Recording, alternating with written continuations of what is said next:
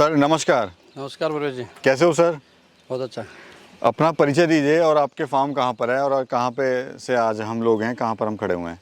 प्रवेश जी, पहले तो बहुत बहुत धन्यवाद कि आप हमारे फार्म पे बता रहे हैं और आपके जितने भी दर्शक हैं उनको भी सबको नमस्कार।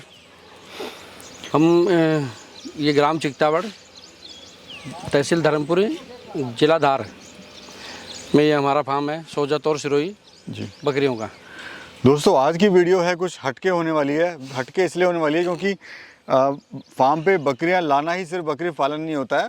एक अच्छी फीड का मैनेजमेंट, हरे चारे का मैनेजमेंट, साथ में आप जो फार्म है सस्ते सस्ता फार्म कैसे बना सकते हैं, कैसे जो हमारी बकरियां कंफर्ट में रह सकती हैं उस फार्म के अंदर। तो इस वीडियो के अंदर तमाम वो सारी चीज़ों को आज हम कवर करने वाले हैं जो एक बकरी पालक को ज़रूर पता होना चाहिए, ताकि उसका जो प्रॉफिट है वो ज़्यादा से ज़्यादा बढ़ सके और कम खर्च में वो अच्छे से अपनी बकरी पालन कर सके। तो सर, अभी हम देख रहे हैं जैसे आपने यहाँ पे हरे चारे की बड़ी अच्छी व्यवस्था करी हुई है जी। और बहुत ज़्यादा कोई आपने ज़मीन का इस्तेमाल नहीं करा है। इतनी ज़मीन हर किसान के भाई के पास जो है होती है। तो थोड़ा बताइए क्या क्या आपने यहाँ पे किया हुआ है, हरे चारे में क्या क्या लगाया हुआ है? प्रवेश जी, ये रेड नेपियर है, ये आधा बीघा में इधर रेड नेपियर है, ये मक्का है, उसके बाद में दशरथ घास है, उधर रेड नेपियर, ये ग्रीन नेपियर है और बीच में उधर और बाजरा वगैरह लगा रखा है हमने। तो जी सर, ये बताइए कि हरे चारे की आपको ज़रूरत क्यों पड़ी? आप तो बाहर से भी खरीद सकते थे, वो भी इतने सारे हरे चारे आपने लगाए हुए हैं। प्रवेश जी, बकरी अगर आपको बकरी पालन करना है और उसमें सक्सेस होना है तो बाहर से चारा खरीदेंगे तो महंगा पड़ेगा। अपने खेत में जगह है, पर्याप्त पानी है, तो हमने जितने भी प्रोटीन युक्त जो भी हरे चारे हैं वो हमने हमारे यहाँ खेत में लगाए और ओपन ग्रेजिंग करवाते हैं। कुत्तर वगैरह बना करके डालने का कोई रोल हम रखते नहीं हम लोग। इसको काटते भी नहीं है? नहीं काटते, सीधा बकरियों को खेत में आप छोड़ देते हैं? जो क्लाइमेट माहौल इनको वहाँ राजस्थान में चरने फिरने में सोजत और सिरोही को मिलता है, वो यहाँ खेत में इनकी घूम फिर के अपने मन मर्जी से जिस चारे को खाना चाहें खा सकती हैं। और इनको 300 दिन ये चारा 4-5 बीघा में है कि लगभग, तो पर्याप्त मात्रा में इनको मिलता है। तो ये स्टार्टिंग से सर आपका ये रहा है कि आपने 1-2 महीने बाद ऐसा करना शुरू करा? प्रवेश जी, मैंने 1-2 महीने बाद में इसको लगाया था। क्या मैं सूखे चारे पे इनको रखी है लेकिन ग्रोथ नहीं मिल पा रही थी। तो क्या आपने पाया पहले बकरियों का क्या हालत थी और इसके हरे चारे के खाने के बाद क्या हालत हुई है? प्रवेश जी, हरा सूखा चारा इनको 2 टाइम हम लोग देते थे शुरुआत में, और पानी वगैरह जो यहाँ का जो पिलाते थे, तो वो ग्रोथ आ नहीं रही थी। तो हमने फिर ये ग्रीन पाउडर इनके लिए उगाया, उससे ग्रोथ अच्छी मिल रही है, बकरियाँ हेल्थी हैं, सारे मिनरल विटामिन प्रोटीन्स वगैरह जो हैं वो मिल जाते हैं हरे चारे से, कुछ सूखे चारे से। बाकी हम लोग मिनरल मिक्सचर वगैरह ये और बाकी जो अनाज वगैरह देते हैं उनसे इनकी पूर्ति हो जाती है। तो दोस्तों, एक तो मैंने आपको हरा चारा दिखाया कि आपको 4-5 प्रकार के जो हरे चारे हैं वो ज़रूर अपने फार्म पे लगाने चाहिए, जिससे ये होगा कि आपके जो बकरियां उनको, जैसे आदमी या इंसान है उसको अलग अलग तरह की सब्ज़ी चाहिए, तो वही सब्जियां अगर हम एक ही सब्ज़ी को हम बार बार खाएंगे तो हम भी बोर हो जाएंगे। क्यों सर? हाँ जी। तो जो उनका टेस्ट है वो बदलना चाहिए। तो ये हमने इनके टेस्ट के हिसाब से कर रखा है। एक तो बाउंड्री पे हमने इनके लिए वो सीजनल पेड़ लगा रखे हैं जो इनके लिए ज़रूरी रहते हैं। नीम के हैं, बेर के पेड़ हैं, इमली के पेड़ हैं। दूसरा जो नेपियर है, दशरथ घास है, जिसको दशरथ घास को तो बहुत ही चाव से खाती है जी। और उससे दशरथ घास से मैं ये देख रहा हूँ कि बकरियों में ग्रोथ और विशेष तो छोटे बच्चों में बहुत अच्छा मिल रहा है प्रवेश जी। और जैसे किसान भाई आप देख सकते हैं ये पूरा लॉट है सर का, और देखिए मतलब कितने तंदुरुस्त और कितनी हेल्थी बकरियां हैं। दिखाएंगे अंदर, क्लोज से खोलिए सर इसको। ये बांधना पड़ता है क्योंकि बाहर जंगली एरिया है तो निकल भी जाती है यहाँ से, सेफ्टी ज़रूरी है फार्म की। चलिए सर, तो पहले तो सर ये बताइए कि ब्रीड कौन सी अपने पास ही है और इसी का चुनाव आपने क्यों करा और क्या फ़ायदा हो रहा है अभी आपको इस ब्रीड से? प्रवेश भाई, सिरोही है हमारे पास में और सोजत है। आने वाले समय पे हैदराबादी का बकरा हम लोग लाए हैं ब्रीडर के तौर पे, लेकिन अभी उससे ब्रीडिंग हम लोग ले नहीं रहे हैं। ठीक है। और दूसरा सर ये मेरे को बताइए, जैसे अभी हम देख रहे हैं फार्म, ये जो पूरा एरिया है ये वाला, ये पूरा आपने खाली छोड़ा हुआ है और ये पेड़ आपने लगाया हुआ है सहजन का, यहाँ पर सहजन का पेड़ लगा रखा है, और इधर भी फार्म बनाया हुआ है आपने सामने, और इधर भी है। तो थोड़ा सा बताइए, जो दर्शक देख रहे हैं हमारे, वो किस तरह का फार्म अपना बनाएं और ये जो आपने फार्म बनाया है इसका क्या फ़ायदा है अभी आपको?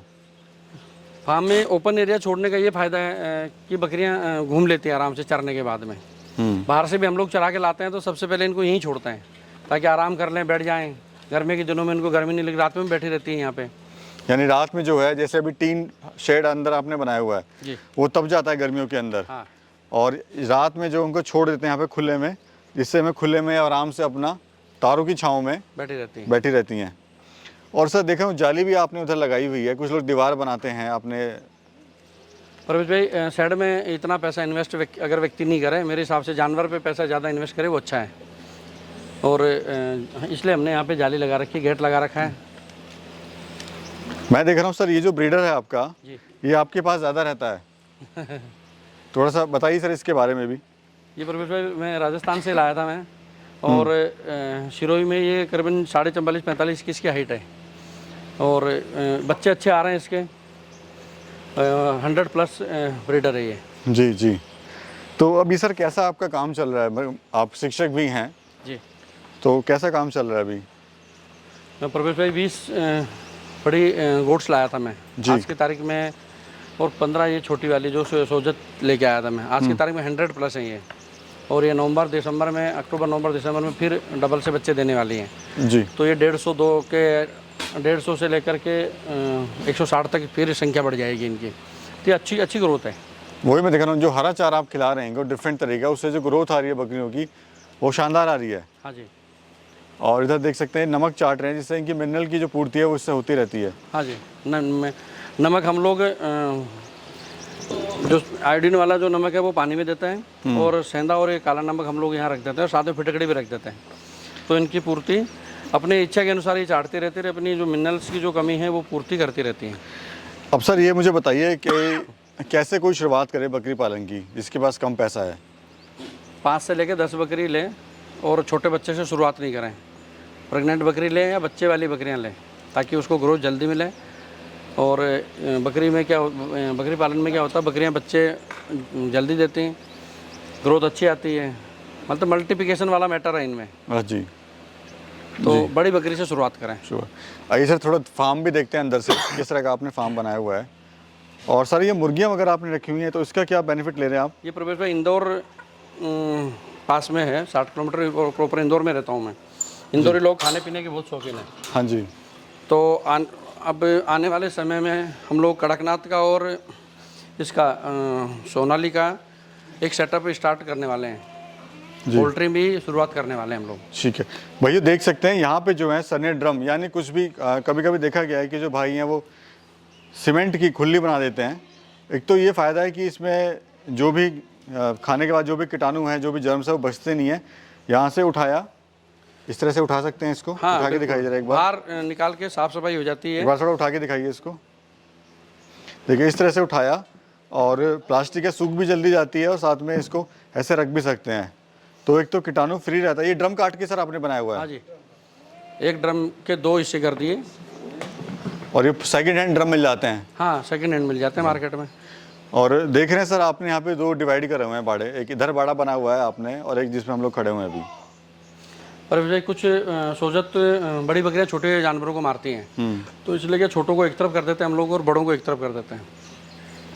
ये इसका थोड़ा सा ध्यान रखना पड़ता है। ध्यान रखना पड़ता है, क्योंकि बड़ा जो जानवर है, ब्रीडर है, बकरियां जब हीट वगैरह पे रहती हैं, तो छोटे जो बच्चे हैं या छोटे जो बकरे हैं, बड़ा ब्रीडर जो है हमारा वो छोटों को मारता है, और जगह भी ऐसा होता ही है जी। और ये देख रहा हूँ टीन की हाइट सर आपने काफ़ी ऊंची रखी हुई है। जंगली एरिया है प्रवेश भाई, इसलिए थोड़ा सा कोई जानवर अंदर नहीं आए, सेफ्टी के लिए। सेफ्टी के लिए।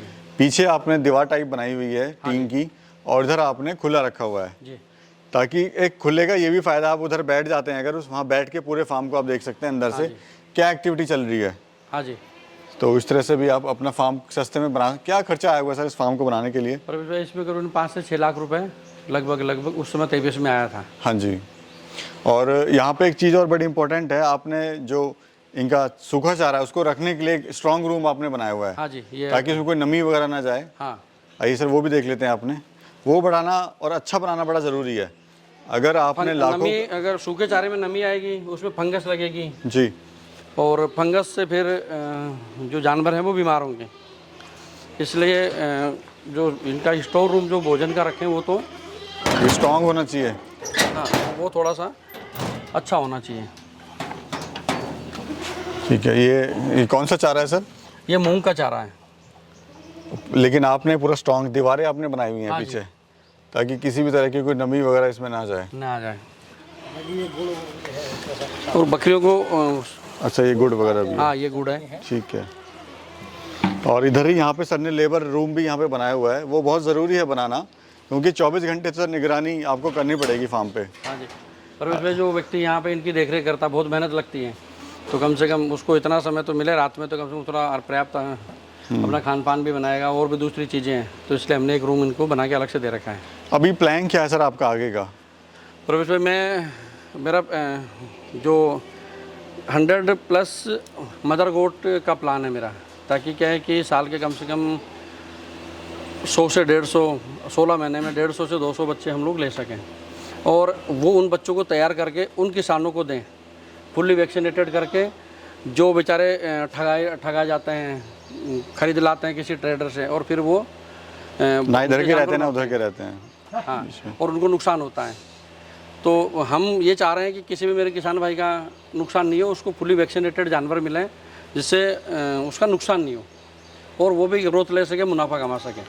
बहुत अच्छी जानकारी दी आपने सर हमारे किसान भाइयों को, कि एक तो हरे चारे का प्रबंध ज़रूर होना चाहिए, प्लस फार्म को जो बनाया वो ज़्यादा पैसा ना लगाएं, पैसा लगाएं हरे चारे के प्रबंध में, साथ में ब्रीड में, ताकि अच्छी नस्ल की आप बकरियाँ ला सकें। हाँ, चलिए, और क्या कहना चाहते हैं सर आप हमारे दर्शकों से? मैं दर्शकों से यही कहना चाहता हूँ कि अगर कोई भी व्यक्ति बकरी पालन शुरू करना चाहता है, तो वो कहीं से भी किसी भी ट्रेडर से न लेकर के किसी स्थापित फार्म से ले, ताकि उसको जानवर अच्छे मिलें और अपने मन माफिक वो आए, देखे और परचेज करे, मोल भाव करके फिर वो जानवर लेके जाए। बहुत बहुत धन्यवाद सर।